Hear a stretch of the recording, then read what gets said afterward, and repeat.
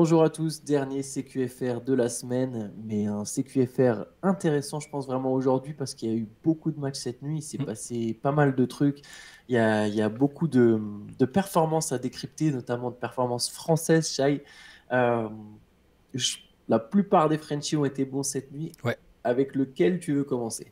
Je vais te laisser Ah, choisir le joueur, comme d'habitude.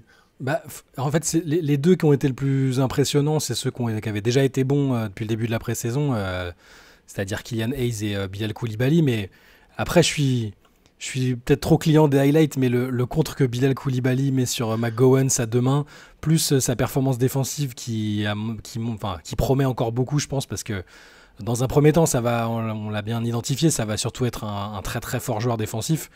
Mais deux trois Euh, points hier quand même. non mais voilà, non mais c'est ça, c'est ce que j'allais y venir parce que il est pas il est pas offensif. C'est ça qui est bien, c'est que il sait exploiter les ouvertures qu'il a pour l'instant sur cette pré-saison. On l'avait vu aussi un peu en Summer League, mais défensivement, match après match, c'est un bazar le truc, hein. Franchement, moi je l'ai moins vu jouer que d'autres gens. Enfin, je sais que Ben nous en parle depuis, vu lui qui a vu beaucoup les Mets l'année dernière, qui était à tous les matchs à la base pour suivre Victor. Il avait eu un crush sur Bilal Koulibaly. Et il parlait beaucoup de sa défense justement. Et là, waouh, enfin, il y a statistiquement et puis il a toujours l'impression visuelle qui est importante aussi. Là, cette nuit, donc il jouait contre les Wizards, Contre les Hornets. contre les Hornets, pardon. Donc Ouais, victoire des Wizards 98-92. ouais.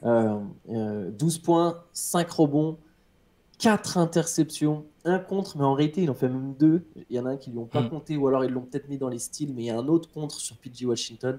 Voilà. Pardon, j'ai donné les stats, je sais pas si tu Si, donné si, en non, mais 28 non, non, minutes. c'est très bien et c'est justement parce que je l'avais pas, mais ouais, puis le contre, il compte double ou triple, hein.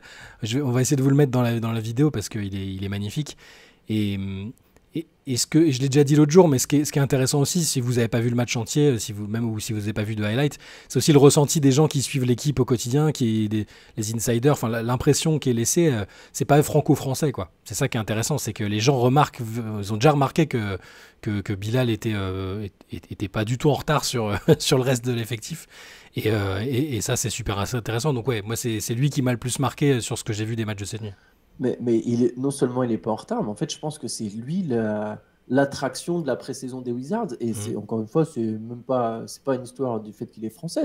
C'est normal, c'est un rookie, il est jeune, il y a toujours une attention particulière autour des rookies, surtout dans les équipes qui visent pas forcément la gagne.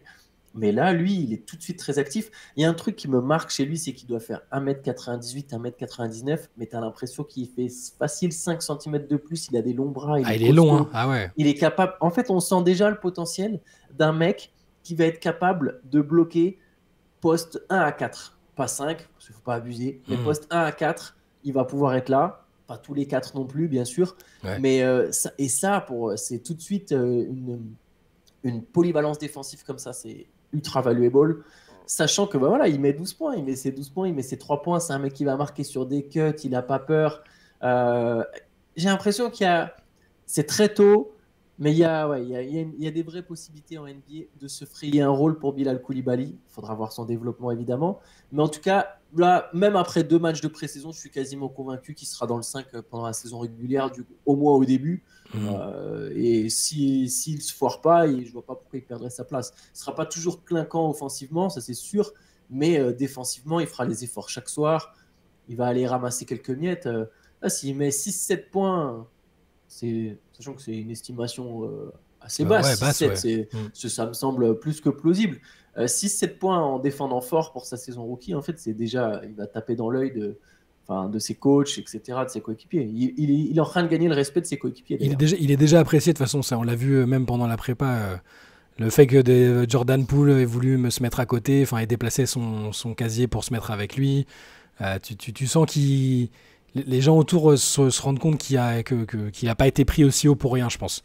Et après, il faut pas avoir d'attente démesurée parce que là, c'est de la pré-saison. On l'a vu qu'en Summer League et pré-saison pour l'instant. Mais dans le projet Washington de reconstruction, c'est super intéressant qu'il en soit déjà là et que voilà. Je sais qu'il faut se méfier des prouesses. Justement, enfin, la transition permet peut-être de parler de Frank Nilikina parce qu'on a beaucoup. Ouais. Moi, j'adorais sa défense en NBA dès les premières semaines, dès les premiers mois, et après, il a jamais réussi à faire plus, à avoir les opportunités pour aussi. Mais là, j'ai l'impression que je C'est suis des déjà styles assez emballé. différents. Oui, oui, c'est Pour des moi, styles c'est des différents. joueurs différents. Le poste et du coup, ce que ça demande en attaque pour Bilal sur son poste est complètement différent Mm. de Nilikina. Alors, Nilikina, hier, qui joue 20 minutes, il noircit la feuille. 5 points, 3 rebonds, 4 passes, 3 interceptions. Et il Ouais. a tenté. Il prend 11 tirs, mais il en a mis que 2. Mais bon, voilà, je pense que Nilikina, maintenant, il a compris que dans l'équipe dans laquelle il est, les Hornets, il est dans un foutoir pas possible. Mm. On en parlera tout à l'heure de Miles Bridges. Euh, des nouveautés concernant le dossier Bridges. Voilà, Nilikina, faut qu'il entre guillemets qu'il joue pour sa pomme. Ça veut pas dire tirer tout le temps parce que des fois jouer pour sa pomme c'est faire la bonne passe aussi, mais Ouais. faut qu'il se montre. Faut qu'il se montre, c'est la dernière chance, je pense. Faut qu'il Après arrive à avoir du temps de retour en jeu Europe. déjà. Enfin, faut qu'il arrive à avoir du temps de jeu. Enfin, il y a un meneur titulaire, la Melo Ball. Bon, là, il est en phase de reprise, donc il a joué 15 minutes. Mais voilà, il y aura d'autres mecs qui vont vouloir du temps de jeu derrière. Donc, il faut que chaque opportunité soit saisie. Et c'est pas une équipe qui va viser tout de suite quelque chose de. C'est une situation compliquée. Moi, je continue de lui souhaiter le meilleur parce que j'ai beaucoup cru en lui. Mais ça va pas être facile. J'espère que ça peut. Tu sais, alors c'est pas pareil, c'est pas du tout les mêmes joueurs, machin, mais quand je pense à des espèces de traversées du désert pour des meneurs, je pense un peu à Sean Livingstone, tu sais. Mais en fait, il s'est refait une réputation. Alors, il a eu des tonnes de blessures et des galères que n'a pas eu Franck, mais il a refait ses preuves dans des équipes de niveau inférieur, petit à petit en montant. Puis c'est à Brooklyn qui s'est refait remarquer et les Warriors l'ont pris. Et après, c'est devenu un joueur important. Donc, moi, ce Mais que je peux lui Brooklyn, souhaiter, c'était une c'est ça. équipe de playoff quand même. Bien sûr, mais avant il avait il avait bourlingué un peu, tu vois, avant. Ouais. Petit à petit, il avait Ouais. grimpé les échelons, tu vois. Je pense qu'il peut, s'il a vraiment envie de rester en NBA, ça passe par taper dans l'œil d'équipes plus ambitieuses que Charlotte et qui vont se dire ah quand même il défend fort, ah bon voilà, qui vont cerner quelque chose et qui peuvent après le rapatrier. Mais bon, malheureusement pour l'instant c'est toujours l'avenir est toujours pas ultra clair pour Franck. Peut faire une crise d'un peut-être. Allez, on Ouais. passe à l'autre match. Le match, il y avait deux matchs qui étaient les plus Mm. intéressants. Donc, je ne compte pas Washington pour moi, c'est le Phoenix Portland et le Détroit OKC. Je te Ouais. propose qu'on passe au Détroit OKC, qui est même sans doute le match le plus intéressant de la nuit. Ouais. Un gros comeback de Détroit qui l'emporte 128-125 en remontant complètement le Thunder dans le Mm. quatrième quart-temps. Il y a deux Français qui se sont illustrés, hein. Il y Ouais. a Killian Hayes du côté des Pistons, 16 points, 3 passes, 7 sur 13 au tir en 26 minutes. J'ai trouvé sur les résumés longs, résumés prolongés, je l'ai trouvé vraiment très intéressant, très en confiance. Et du côté du Thunder, il y a 14 points en 22 minutes d'Ousmane Dieng, qui lui était sur le terrain pendant le Money Time. 14 points, 4 rebonds, 3 passes, 5 sur 10 au tir. Deux belles perfs françaises. On peut parler aussi de. Enfin, il y a eu Holmgren aussi qui a été très intéressant, je trouve, Mm. en attaque. Enfin voilà, il y a beaucoup de choses à dire sur ce match. Et James Wiseman, Ouais, Wiseman, Marcus Sarks. il fait quoi? Il fait un sans faute, non, Wiseman, ou il rate un tir à la fin, mais ou, je 8 sais sur plus. 8, 8 20 sur points, 8, ouais, 10 il a rebonds, même 8 pas sur raté, 8 ouais, voilà. et il est décisif dans le comeback des Pistons. Ouais, alors En étant très athlétique. Ouais, c'est ça. Bon, toujours pareil. Je préfère dire qu'on met des pincettes parce que pour pas que vous nous disiez après, ouais, mais c'est de la pré-saison, vous vous enflammez, Ouais. etc. Mais c'est des petits indices intéressants. C'est ça que je veux dire. C'est que tu vois Ousmane Dieng qui a du temps de jeu. C'est dans la continuité de ce qu'on sait de leur projet pour lui. Donc, c'est-à-dire le lui donner un peu plus de place cette année. Killian Hayes, c'est pareil. On pourrait se dire, bon, ouais, ok, c'est mignon, c'est de la pré-saison, mais après, est-ce qu'il va jouer? Monty Williams, il l'aurait pas dit gratuitement, je l'aime bien, c'est quasiment celui qui m'a le plus impressionné dans la prépa. Et ça se retranscrit sur le temps de jeu aussi, parce qu'il y a du monde hein, chez les Pistons à l'arrière, que ce soit à poste 1 ou poste 2. D'ailleurs, tu as Marcus Sasser qui fait 17,8 Qui a passes. fait un très bon match aussi. Voilà, dans le donc quatrième c'est un quart-temps. meneur assez aguerri. Hein. On sait que lui, il va vouloir du temps de jeu aussi. Le retour de Kate Cunningham. Enfin, en tout cas, ce qui est le plus important, c'est que Killian Hayes saisit les opportunités. Pour l'instant, quand il joue, il est bon. Et rien que ça, c'est bien que ce soit pour les Pistons ou pour plus tard. Admettons que là, cette année, ils se disent non, on a du monde à faire jouer avant, Jaden Ivey et tout. Là, les autres équipes regardent. Donc, ils se disent pas c'est un flop, il jouera pas. Ils se disent ce que je vois là, on le garde en tête. S'il y a une opportunité, on le fait venir. Donc, je lui souhaite que ce soit avec Détroit parce que là, le projet avec Monty Williams, ça, c'est un peu plus encourageant. Mais c'est ça l'essentiel. Ce qu'on voit, c'est un joueur un peu plus libéré. Qui est à l'aise offensivement, ce qui n'était pas le cas l'année dernière, enfin à la finition et au shoot en tout cas, et qui a toujours cette belle activité défensive, ce playmaking.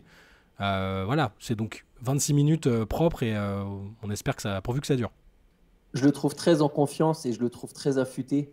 J'ai l'impression qu'il est plus. Enfin, on sent qu'il est plus fort Mm.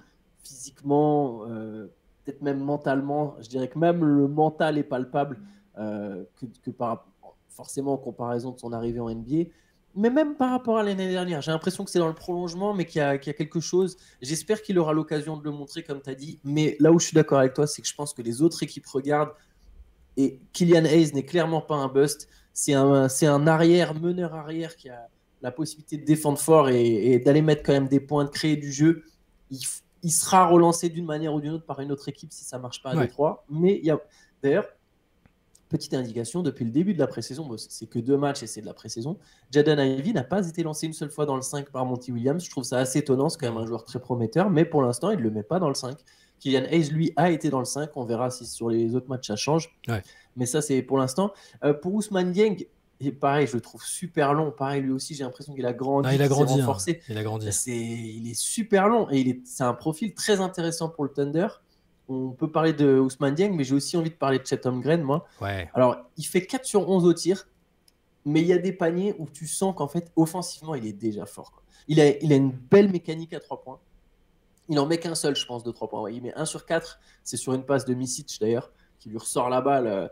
Mais il a une belle gestuelle. Il a des moves. Il a des petites feintes, des petits trucs. Il y a vraiment quelque chose chez Holmgren qui est... Tu sens on en parlait déjà. Après, voilà, encore une fois, c'est de la pré-saison. C'est un duel contre les Pistons. Les Pistons ne seront pas une des meilleures équipes de la Ligue, mais il y a quelque chose. Franchement, il y a quelque chose. Pour Holmgren, c'est ces joueurs-là. Ouais, pour Holmgren, c'est... Quand tu vois son match, c'est ce que je dis à chaque fois. Tu sais, j'ai l'impression que son corps se délie petit à petit pendant les matchs. C'est trop bizarre. Au début, tu as une impression de... J'ai l'impression que c'est un diesel, tu sais, que c'est un peu qui joue comme un ancien, genre bon allez, j'ai 5 minutes pour s'étire. Ouais, c'est trop ça. Et du coup, et petit à petit, il monte en régime et puis après, il a à la fois des propriétés de jeu un peu modernes parce que c'est un joueur avec un profil moderne, hein, je veux dire, un long qui est capable de manier le ballon, un joueur très grand qui manie le ballon et qui shoot, c'est moderne. Mais parfois, il a des petites fins de pump fake à l'ancienne. Enfin, je pense qu'il va petit à petit, il va développer il a déjà un arsenal offensif qui est très intéressant. Il va développer des petits moves safe qu'il va pouvoir reproduire sur chaque match. Et c'est pour ça que je pense que son scoring à terme, peut-être pas cette saison, mais à terme, il va scorer fort en fait. Il aura toujours des stats offensives élevées. Ce sera pas un intérieur juste protecteur de cercle. Il a quand même un potentiel de two-way player qui est assez flippant, je trouve. Mais c'est marrant cette propension qu'il a à rentrer entre guillemets doucement dans les matchs, hein. Je parle visuellement, tu sais. T'as l'impression que bon, allez, on se met en route et puis après petit à petit je le trouve voilà, vraiment. Mais oui, je suis d'accord, lui j'ai vraiment hâte de voir en pré-saison le rôle. Est-ce qu'il va pas... Je me demande si on s'est trompé parce que depuis le début on se dit il a pas trop de pression, le temps de jeu sera peut-être pas gigantesque tout de suite même s'il est titulaire. Ils ont d'autres joueurs sur lesquels compter pour mais en fait après sur son poste, ils en ont pas des masses. Ouais, c'est ça. Et du coup, je me dis est-ce qu'il va pas faire plus de stats que ce que je pensais, avoir encore plus de temps de jeu. Je suis en train de me demander en fait. Je sais pas s'il fera forcément plus de stats parce qu'il y a quand même là pour l'instant chez Gilgeous Alexander et Josh Giddey ils sont là mais ça joue pas vraiment et eux vont avoir les ballons. Ouais. Donc Holmgren il aura moins d'opportunités de se mettre en avant. Donc moi je pense qu'il sera à 13 autour des 13 points, tu vois, quelque chose comme ça. Ouais. Entre la fourchette, c'est entre peut-être ma fourchette, c'est pas la fourchette, je sais pas si on s'infuse mais ma fourchette, je la mettrai entre 11 et 15 points. Je ne serais pas étonné de voir Holmgren quelque part dans ces eaux-là. Mais tu as raison, en fait, il y a des matchs où, là où par contre je te rejoins, où je vais dans ton sens, c'est que je pense qu'il y a des matchs où c'est lui qui aura la balle. En fait, il y aura certains match-ups où c'est lui qui prendra. Peut-être, ça arrivera que de temps en temps, mais je pense que c'est pas écarté en fait complètement. Ouais. Allez, je vais passer à un match que j'ai trouvé personnellement très intéressant. C'est le match entre les Suns et les Trail Blazers. Victoire des Suns 122-111. Ouais. Il y avait Booker et Durant, il n'y avait pas Bill. Et je trouve en fait, alors Booker a mis 18 points avec 5 passes. Durant a mis 16 points avec 6 passes. Quand les Suns ont fait jouer leurs titulaires, ils ont écrasé les Trail Blazers. Et la performance de Nurkic est très intéressante. 17 points à 6 sur 8 au tir, 8 rebonds, 5 passes, 2 interceptions, 1 contre. Il était clairement en mission pour détruire Portland. Mais en fait, ce qui m'a marqué, alors, j'ai pas vu le match dans son intégralité, donc c'est un commentaire sur des situations de jeu, mais je trouve qu'en fait, ça joue bien déjà à Phoenix. Il y a ça combine déjà bien. Il n'y a pas la problématique d'intégrer Bill pour l'instant dans le jeu. Mais vu que là, il a pas joué. Ah, mais ça jouait déjà bien quand il y Ouais, avait Bill, en fait. Et ce que ouais, fait ouais. Gordon, en fait, alors Gordon, il met 20 points à 8 sur 10. Hmm. En fait, tout ce que fait Gordon, Bill, il peut faire exactement la même Ouais, chose. ouais. Tu peux le changer et tu mets l'autre à sa place et c'est pareil, en fait. Et Mhm. je trouve que ça joue déjà bien, en fait. Ouais, et Cette Nurkic, équipe, Nurkic était pas mal, et du coup, il y avait l'espèce de petit duel à distance avec Ayton en ouais, face. il a Et mangé Ayton, il Ayton, a hein. semblé ouais, et Ayton, il était stressé. De toute façon, avant le match, quand les mecs ils lui posaient des questions, il a pas voulu répondre aux questions sur la retrouvaille avec Phoenix, en fait. Ouais, Donc tu sens vraiment qu'il y a, il y a un une truc. espèce d'amertume. Voilà, ça s'est pas fini si bien que ça, même s'il a eu a priori ce qu'il voulait. Mais oui, je suis d'accord. Quand il y a eu le 5, donc ils ont eu un temps de jeu, une vingtaine de minutes, hein, en gros. Ouais, Ensemble, bon ouais, c'était c'était assez fort. C'est que Portland en face, hein, c'était jeune avec Scoot Henderson que j'ai bien aimé sur ce que j'ai vu aussi. ok, c'est bon. Ouais. Il fait quoi, 22 points? 22 points, 4 rebonds, Ouais, 4 passes, 8 sur 14 au tir. Alors, il ouais. perd 6 ballons et il finit à 6 fautes. Hmm, Mais en 31 minutes, il avait du. De toute façon, c'est un apprentissage pour un meneur. Il va y avoir beaucoup ouais. de déchets, mais qu'est-ce qu'il est rapide. Ouais, ça va C'est. vite, hein. Et quand il y avait en même temps un Simon Sharp, ça va être un bazar, ça va être intéressant Ouais. à regarder quand même. Mais oui, bon là, il y a une différence de niveau quand même. Quand d'un côté, tu as KD, Booker, même Eric Gordon et Nurkic qui... Nurkic va peut-être être une bonne surprise finalement. On était assez sceptique sur l'intérêt du trade. On verra, c'est tôt. Mais moi, c'est plus en playoff, hein. Mon Ah scepticisme oui, avec moi lui, c'est aussi. les playoffs. Il aura des bons moments, hein. C'est un Mm. bon joueur, hein. En fait, tout Oui, dépend. oui. Nurkic, il peut faire une saison complètement engagée. Et là, par contre, s'il se blesse pas, qu'il est complètement engagé sur une saison, c'est un très bon pivot. Ouais. Mais, mais bon, faudra voir justement. Après, il a l'air d'être engagé, justement. Je pense que c'est le genre de gars qui comprend. Ah, mais là, je peux aller chercher un titre si Mm. on peut aller chercher un titre s'il joue bien. Tu vois, c'est quand même ce genre de gars-là. Donc, Après, parfois, la différence entre un mec qui veut être là et un mec qui veut pas être là, bah, ça peut combler peut-être le déficit que pourrait avoir Nurkic par rapport à Ayton, qui a déjà joué des finales, qui semble avoir quand même un potentiel supérieur. Mais Nurkic qui a envie d'être là, un mec de l'Est en mission, c'est toujours dangereux, hein. ouais, exactement. Et Ryan Rupert a joué 12 minutes. Bon, il met 3 points. On n'avait pas parlé non plus d'Olivier Sarr au Thunder. Olivier Sarr, je crois qu'il mettait aussi 3 points Ouais. pour OKC. Mais ouais, et bon, Portland, ça va être très brouillon hein, cette saison. Mm. Mais va y avoir du highlights à gogo. Ouais. Et Scoot Anderson, il va aller faire ses stats. Il y aura quand même trois, entre Wembanyama, Holmgren et Anderson, il y aura trois rookies euh, vraiment intéressants. Est-ce qu'il y a un autre match dont tu as envie de parler? Est-ce que tu Vite veux fait, parler de alors ton Magic, par exemple? Non, le je sais Magic, pas. non, rien de spécial sur le Magic, ça continue d'être propre. Wagner me semble très très bien pour une saison de type soit All-Star, soit MIP. Je pense que c'est Clairement. plutôt en bonne voie. Le duo avec Banquero marche bien. Donc j'ai rien de plus à dire que la dernière fois sur Orlando. Juste avant d'oublier, parce que à chaque fois que j'ai regardé Denver, il y a ce joueur que je connaissais pas. Enfin, que je connaissais pas, qui était pas l'année dernière, de toute façon, donc je pouvais pas le connaître, mais Strother. Julian Strother, ça fait deux matchs que Ouais, je le vois, il est chaud, hein. Tu sais, c'est pour ça que ouais, à mais chaque de fois Gonzaga. on dit l'intersaison des Nuggets et machin, mais si t'as Christian Brown qui monte en régime, qui était déjà franchement bien pendant les derniers playoffs où ils sont champions, et qui te ressortent un mec, parce qu'ils ont bien bossé, ils ont drafté un mec, je sais plus en quoi il était drafté, je sais qu'il sort de Gonzaga, il devait Premier être tour, mais premier tour Strother, ouais, fin de premier tour, non? 29, Ouais, voilà. 29e. Putain, à l'aile, voilà, il a peur de rien, il est là et il Bah, déparait pas par rapport aux autres, quoi. il a 21 ans déjà, c'est un Ouais, rookie âgé, entre guillemets, donc c'est un mec qui est prêt théoriquement pour la ouais. NBA. Bah là, Donc ça, c'est il fait 18 points cette nuit. 16 avec 4 16. paniers à 3 points. En fait, à chaque fois, il score à 3 points. Ouais. Les Nuggets ont perdu en double prolongation contre Mm. les Bulls. Ouais. Euh, Bon, voilà, avec après, bon, Jokic qui joue très peu, mais ouais. juste sur le temps de jeu où il est là, tu sens que déjà il reprend petit à petit les automatismes et que ça va faire mal. Ouais, double prolongation, ouais. Après, voilà, comme performance marquante, cette nuit, il y avait un peu. Bah, les Rockets ont écrasé les Pélicans 120 à 87. Ouais. Jabari Smith et Alperen Sengun sont l'air bien partis pour faire des belles saisons, Mm. hein. Une belle petite saison. Il y a une activité. Il y a même des belles séquences de jeu. J'ai vu quelques belles séquences de jeu. Alors évidemment, ça isole les ratés, hein, les highlights, mais il y avait quelques... Et 22 points de Jabari Smith, d'ailleurs. 22 points, 9 rebonds. Et Sengun, 12 points, 6 rebonds, 4 passes, 4 interceptions. Atlanta a battu Memphis. Brooklyn a écrasé une équipe israélienne 135 à Ouais, 103. Nana, ouais. Mm. Ben Simmons a mis un fadeaway quand même. Je tiens à le dire, Ah, il fait 6 points, 6 rebonds, 9 passes et il a mis un fadeaway. Et il y a 16 points, 10 rebonds Darry Giles, 23 points de Michael Bridges. Après, j'ai pas trop regardé les highlights des Nets, honnêtement. Juste un petit, pour Ouais, revenir très vas-y. rapidement sur les Pelicans, on a Ouais, encensé Zion sur celui d'hier ou d'avant-hier, je me rappelle plus, j'ai un peu perdu la notion du temps, mais là tu sens qu'il y a le contre-coup là, il a eu du mal là, ouais. honnêtement. Match un peu invisible. Il Je joue crois qu'il met 4 points. ouais, une vingtaine de minutes, il a très peu d'opportunités. Bon, c'est pas que lui, hein, c'est les Pelicans qui ont été très poussifs. Enfin, c'est une équipe qui avait envie, clairement. Il y avait du rythme et ils étaient assez déterminés. Et ouais, c'était pas, il a très peu touché, il a très peu été touché. Pas forcément le bon tempo. Bon, voilà, c'est un match de pré-saison. Je pense qu'il aura des hauts et des bas vu le temps d'absence qu'il a et le peu de matchs au final qu'il a depuis depuis sa saison All-Star. Il y aura peut-être même en saison régulière des petits trous d'air comme ça. Faudra pas non plus s'en formaliser.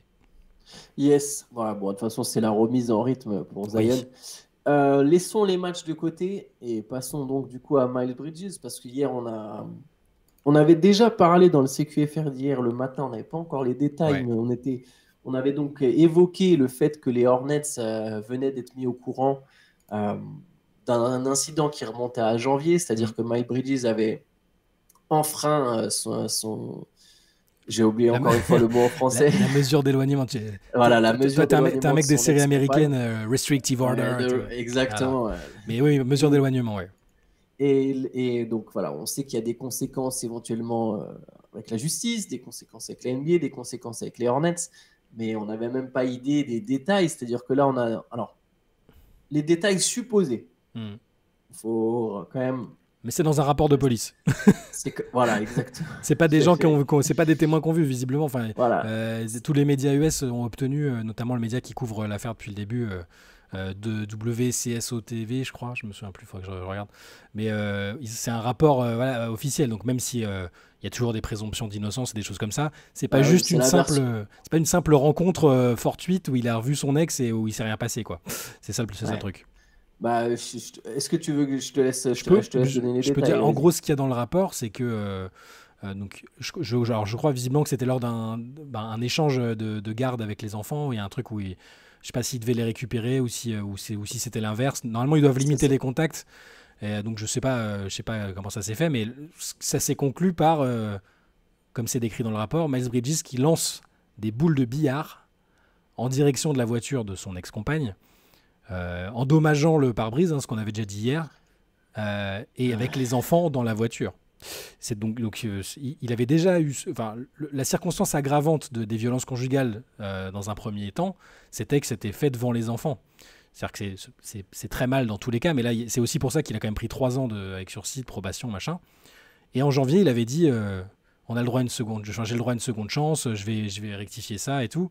Enfin, non, c'est pas en janvier d'ailleurs, c'était après la condamnation. Je dis janvier parce que c'est l'incident supposé, là, Et c'était c'est en produit en novembre janvier. qu'il avait dit, Voilà. en novembre qu'il a dit, j'ai le droit. Donc veut dire qu'il se passe ça. Et quoi qu'il advienne, hein, d'ailleurs, il y a pas de bonne, il y a aucune bonne raison pour qu'il balance des boules. Déjà, qu'est-ce qu'il foutait avec des boules de billard? Je Et sais puis pas. surtout, il y a tes gamins dans la Non voiture. mais À la limite, c'est que du matériel. Tu veux ouais. casser la voiture de ton ex parce que t'es. Bon, bon, c'est déjà déplacé. Enfin, surtout après avoir la frappé, c'est même plus que déplacé. Mais là, il y a tes gamins dans la voiture. Enfin, quel niveau de débilité t'as atteint, quoi. Alors qu'il il est en sursis avec des circonstances très précises à respecter. Là, enfin, ce qu'il a fait, c'est un suicide de carrière, je pense. Même si ça remonte à longtemps, du coup. Hein, c'était il y a 9 mois. Ouais, janvier. Donc même si entre-temps, il a fait les fameux stages qu'il devait faire contrôle de la colère, de parenting et je sais pas quoi, bah, le problème c'est que 2 ou 3 mois après avoir été condamné, il se retrouve à faire un truc comme ça. Je veux dire, et puis entre-temps, donc, il y a eu la fameuse prolongation, enfin la qualifying offer qui a été signée.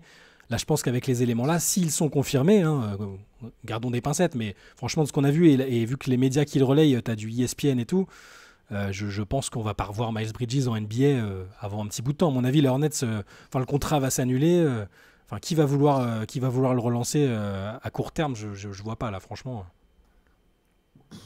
Ouais, même si le contrat est pas annulé, ils vont pas le faire jouer là. En fait, ils sont Oui, oui, obligés de le oui, non, mettre à maintenant. l'écart. Apparemment, il y avait aussi sa copine actuelle, donc sa nouvelle copine qui était aussi présente et Hmm. qui gueulait, qui criait, qui a frappé la voiture aussi, et il y a toujours les enfants à l'intérieur. Hein, donc, enfin, on est sur le niveau zéro, là. Ouais. J'ai même plus les mots. Le gars, de toute façon, en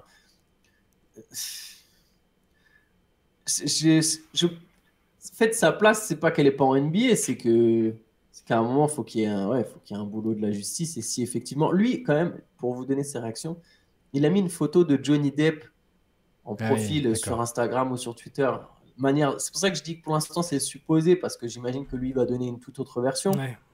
Et on verra ce qui se passe.